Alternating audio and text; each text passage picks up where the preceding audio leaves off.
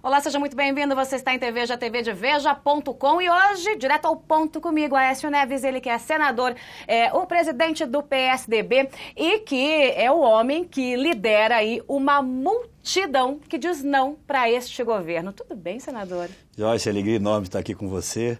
Tudo ótimo. Firme aí para cumprir o nosso papel de fazer oposição a esse governo. Vou começar então pela oposição, né? Fazer oposição a esse governo. Essa frase é uma frase que expressa muito bem esse momento, porque é um momento histórico em que a oposição de fato está fazendo a oposição. Parece que aprendeu. Teve ali uma chave, né?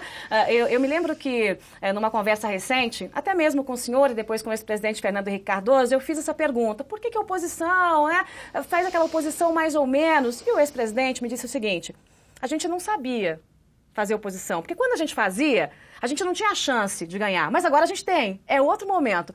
Qual foi a chavinha, senador? Quando que mudou? Olha, eu acho, Joyce, que pela primeira vez existe uma oposição conectada com a sociedade, porque essa eleição, ela permitiu isso. Nós perdemos eleitoralmente, mas do ponto de vista político foi uma extraordinária vitória, porque uma parcela enorme da sociedade brasileira acordou, despertou, quis participar do processo político e não adormeceu ainda. Então, eu acho que a maior preocupação que o PT tem hoje, aqueles que venceram as eleições têm hoje, é que enfrentarão uma oposição que tem uma relação direta com setores amplos da sociedade. Não foi apenas a pequena diferença de votos, foi a forma como essa eleição transcorreu. A partir de um determinado momento, a minha candidatura se transformou num grande movimento em favor da ética, em favor de uma administração eficiente, de uma nova visão de mundo, de coragem para fazer as reformas que até agora não foram feitas por esse governo. Por isso, essa sensação que nós temos, principalmente no Congresso Nacional, de que os vitoriosos foram aqueles que tiveram menos votos, porque a apatia da base do governo é enorme, até porque, Jorge, falando aqui direto ao ponto com absoluta clareza, o Brasil percebe um grande estelionato eleitoral que ocorreu, porque o Brasil hoje real, aquele que o governo tem que enfrentar, é um Brasil muito diferente daquele Brasil virtual da propaganda eleitoral apresentado pelo João Santana para o Brasil inteiro. Então, o que me dá muita tranquilidade e serenidade nesse momento é que eu fiz a campanha falando a verdade, defendendo aquilo que eu acreditava fosse necessário para o Brasil voltar a crescer, para o Brasil diminuir as suas vergonhosas diferenças. E hoje, o governo que venceu, o presidente que venceu, vive o constrangimento de ter que tomar as medidas que nós anunciávamos como necessárias. Para quem dormiu antes da eleição, se houvesse essa possibilidade, eu dormi antes da eleição, eu acordei agora, a sensação que dá é que Aécio Neves ganhou a eleição e está tentando colocar ordem na casa. Se você não olhar quem está comandando a presidência, porque tudo que a presidente Dilma e a campanha do PT diziam que não podia fazer, que não pode ser, que é coisa de tucano, está tentando fazer ainda de forma desastrosa, não é, senador? É verdade, Joyce. Essa eleição, eu acho que ela passará para a história e será analisada futuramente, né, fora dessa paixão momentânea, com duas características distintas e muito marcantes. A primeira delas, protagonizada pela nossa adversária, que foi a campanha da infâmia, da desconstrução dos adversários através da mentira, do aparelhamento absurdo, né, do Estado em favor de uma candidatura, do terrorismo que foi imposto principalmente às populações mais dependentes do Estado, né, anunciava-se Brasil afora, e nessas regiões mais pobres, que votar no PSDB significaria acabar com os programas sociais, empresas como os Correios colocadas a serviço de um projeto eleitoral. Então, foi a campanha mais suja da história, sem dúvida. Sem dúvida alguma. Essa é uma das marcas, essa marca triste da campanha eleitoral. Mas, por outro lado, tem essa outra que me referi, esse despertar do Brasil, as pessoas espontaneamente, pessoas que jamais se vincularam a partidos políticos, indo para as ruas dizendo: não, nós queremos mudança, nós queremos algo novo. Foi isso que acordou a oposição, então, senador, assumir o discurso dos indignados e a oposição que hoje é liderada pelo senhor? Eu acho que é isso, né? Eu acho que nós não podemos simplificar a oposição ou circunscrevê-la a um personagem. É claro, eu, por ter disputado a eleição, né, acaba tendo uma visibilidade maior. Mas a oposição vem revigorada, com quadros extraordinários. E esse é o sentimento que nós colhemos dos nossos companheiros. Eles, quando voltam aos seus estados, quando vão nas suas bases, eles percebem que esse despertar, ele não se encerrou na eleição. Então, isso dá um ânimo enorme. Você acompanhou, como acompanha tudo muito de perto, esses últimos embates que nós tivemos no Congresso Nacional, Joyce, nós não temos sequer 20%, nominalmente 20% do número de parlamentares no Congresso. E fizemos com que o governo fosse às cordas, porque se eles venceram ele, do ponto de vista formal, na mudança da LDO, uma violência também absurda que se impôs à lei de responsabilidade fiscal, do ponto de vista político, você não via as pessoas, Joyce, se dignando a ir à tribuna defender o governo. Quando nós falávamos dessa corrupção deslavada, quando nós mostrávamos a ineficiência do governo, a fraude eleitoral, o governo não se defendia. Eu soube que isso até incomodou muito a presidente. Então, podemos esperar para 2015, daí por diante, uma oposição revigorada, conectada com a sociedade e expressando essa voz da indignação de algumas dezenas de milhões de brasileiros. Então vamos voltar aqui na LDO, né? Quando o governo deu um tiro na Constituição, um tiro na LDO, um tiro na Lei de Responsabilidade Fiscal e um passo de uma década e meia lá para trás. E agora, a partir de agora, é assim. A presidente economiza o que quiser, se quiser. E aquilo que é gasto também pode virar economia, de acordo com a nova lei. Então muda tudo. É o que der na cabeça da presidente e abre uma brecha gigantesca. Mas a oposição, naquele momento, como o senhor disse, se comportou como se fosse uma oposição 3 vezes maior em número do que de fato é. É essa oposição que a gente pode esperar de agora e já a partir de 2015, com uma nova bancada, aliás, mais parruda, né, do PSDB? É verdade, e revigorada por essa conexão a que me referi, porque nós expressamos esse sentimento de enorme indignação de milhões de brasileiros. E em relação à LDO, não houve, Joyce, nas últimas décadas, nada mais relevante no Brasil, do ponto de vista das administrações públicas, do que a Lei de Responsabilidade Fiscal, porque ela colocou limites na ação dos administradores públicos. E eu me lembro que quando nós votamos essa lei, eu não era ainda presidente da Câmara, foi pouco antes de eu assumir a presidência da Câmara, eu era líder do PSDB. A oposição do PT a essa nova legislação que estabelece parâmetros para os gastos das administrações em todos os níveis, foi quase física. Não queriam deixar que votasse de forma alguma. Depois compreenderam a sua importância e, obviamente, a utilizaram. Mas o que o governo fez, na verdade, para simplificar aqui para os nossos telespectadores ou espectadores, é o seguinte: a presidente cometeu o crime de responsabilidade. Porque o que a LDO determina? Que você pode remanejar até 20% de cada dotação orçamentária desde que cumpra a meta fiscal estabelecida. Portanto, houve esse remanejamento, o governo fez essa movimentação e não cumpriu a meta fiscal.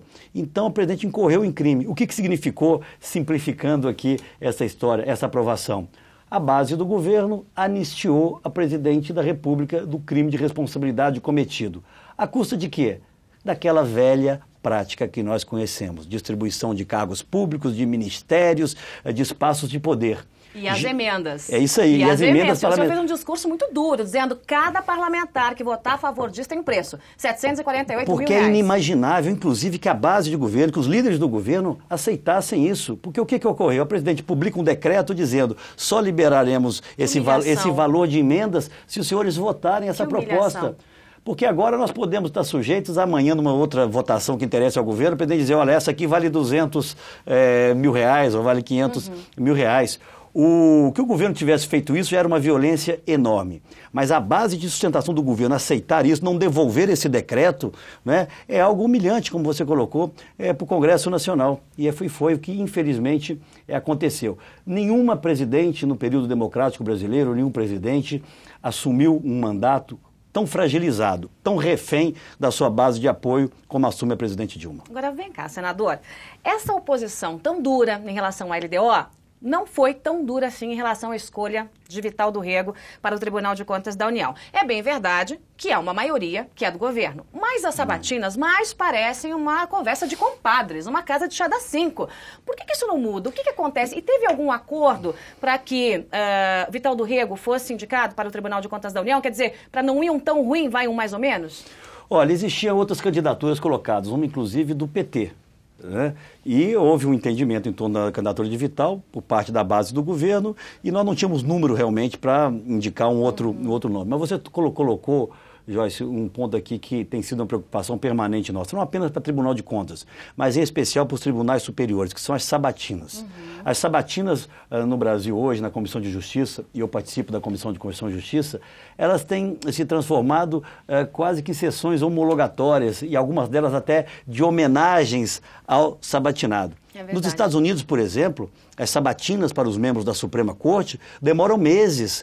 A pessoa é dissecada, a sua vida, a sua história pessoal é debatida pelo país. E nós temos que resgatar essa capacidade de debatermos os nomes que são indicados para os tribunais superiores, porque nós teremos aí um número muito expressivo, tanto de novos membros para o STJ, quanto para o Supremo Tribunal Federal. E nós estamos discutindo um projeto que vamos apresentar na CCJ, exatamente para estender a sabatina por meses, por semanas ou até por meses, quando for necessário. Porque nós estamos falando de mandatos vitalícios, né, de pessoas que vão ficar lá, algumas delas, décadas. E nós não podemos permitir. E julgar ações que envolvam diretamente o governo federal. Nós não podemos permitir que haja o aparelhamento dos tribunais superiores no Brasil com a indicação de amigos do poder e não de pessoas de notório saber. Eu tenho um projeto, aproveito até em primeira mão, Oba, primeira mão sempre é bom. Aqui, que eu pretendo apresentar logo no início da próxima sessão legislativa, é que estabelece um novo critério para a indicação dos membros da Suprema Corte, do Supremo Tribunal Federal.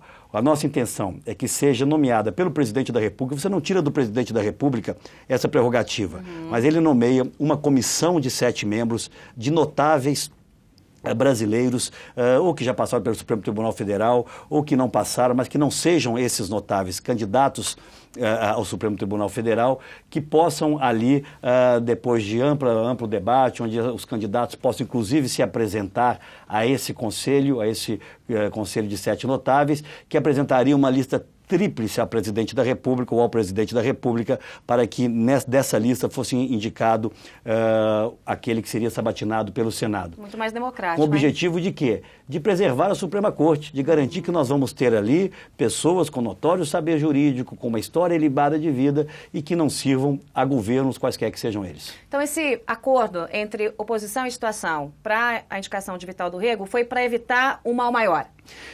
Na verdade, o outro nome colocado era uma ex-ministra do PT que chegou a fazer campanha pelo Congresso Nacional e quando consolidou-se a maioria em torno do senador Vital, que tem uma relação adequada dentro do Senado Federal, optou-se por permitir que ele fosse indicado. E no caso de José Eduardo Cardoso, para a Suprema Corte então, lá a Corte Maior desse país, todo mundo sabe, as pedras de Brasília sabem que ele está nesta fila. Há outros, né? E até 2016, um único ministro do STF não terá sido indicado pelo PT, né?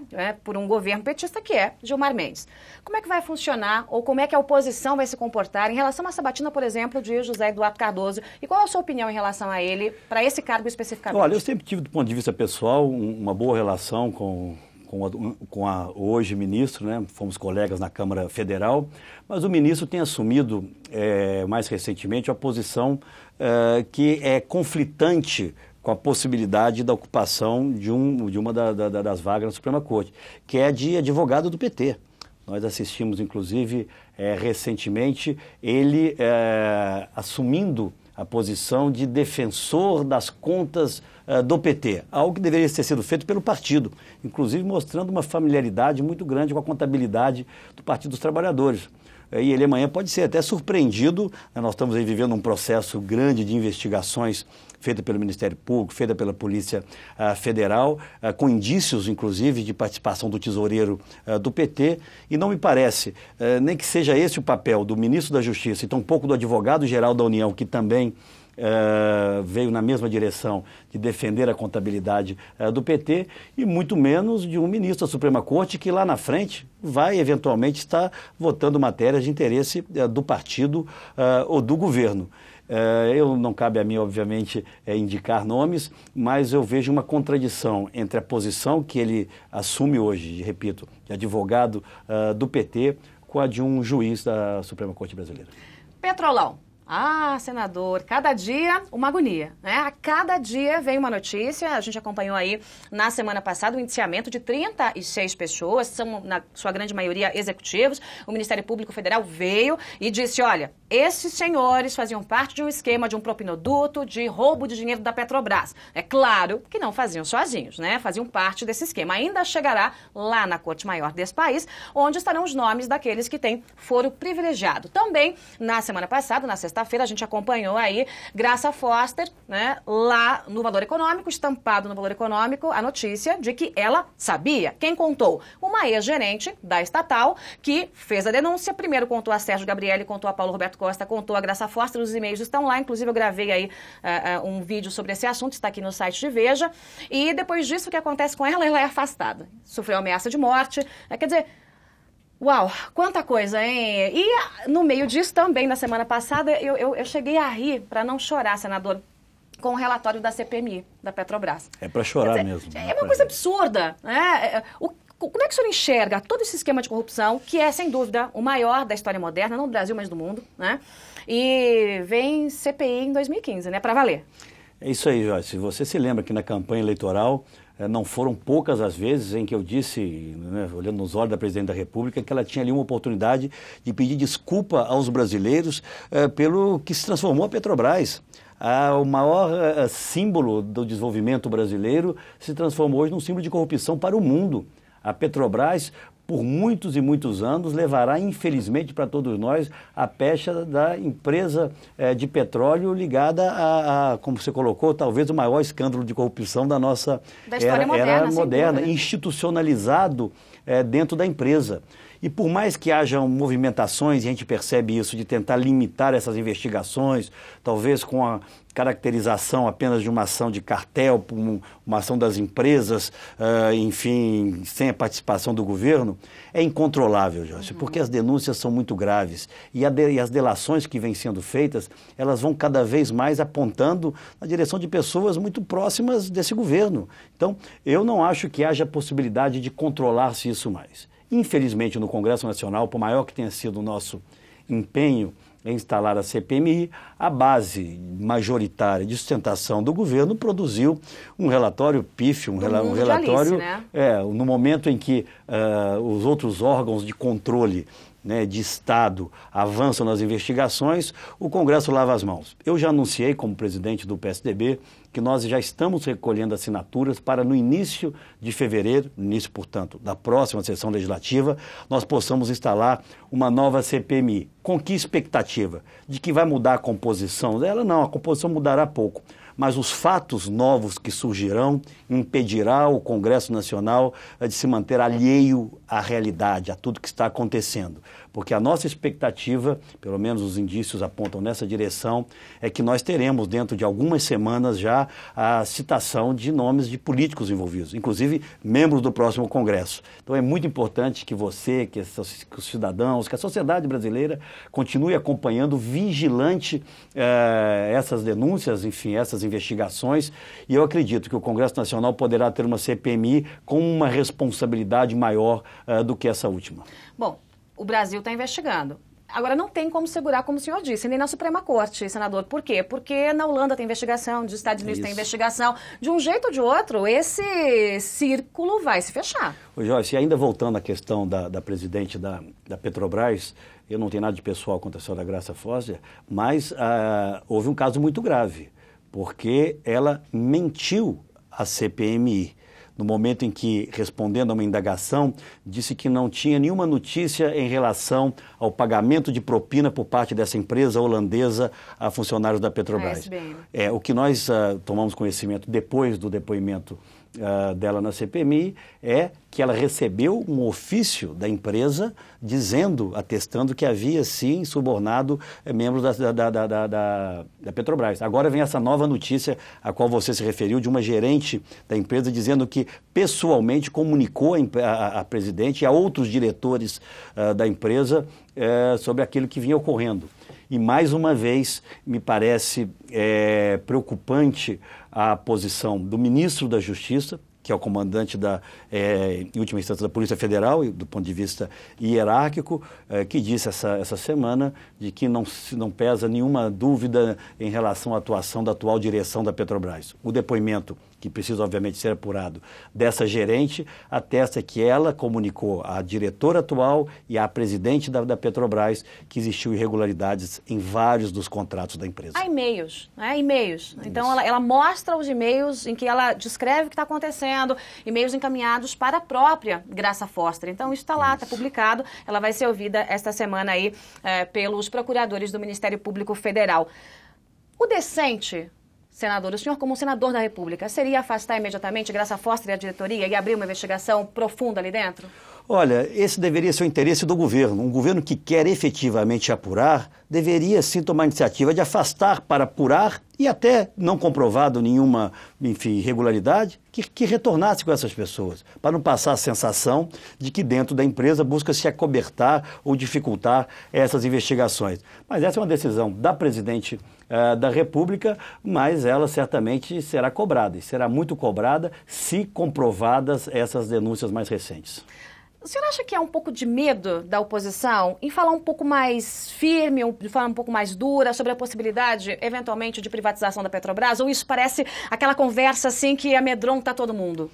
Eu não acho que seja o caso, sinceramente, Joyce. Eu disse muito durante a campanha, e repito para você que o que eu faria, na verdade, era reestatizar a Petrobras, tirá-la das mãos dessa organização criminosa. Eles não gostam quando eu uso essa expressão, mas foi a Polícia Federal que utilizou essa expressão, uma organização criminosa que se instalou na empresa. O nosso objetivo, se vencêssemos as eleições, era tirá-la das garras desse grupo para entregá-la ao país. Como? Profissionalizando a sua gestão, com pessoas qualificadas, sem qualquer tipo de contestação, seja em razão da competência técnica e, obviamente, do seu comportamento ético.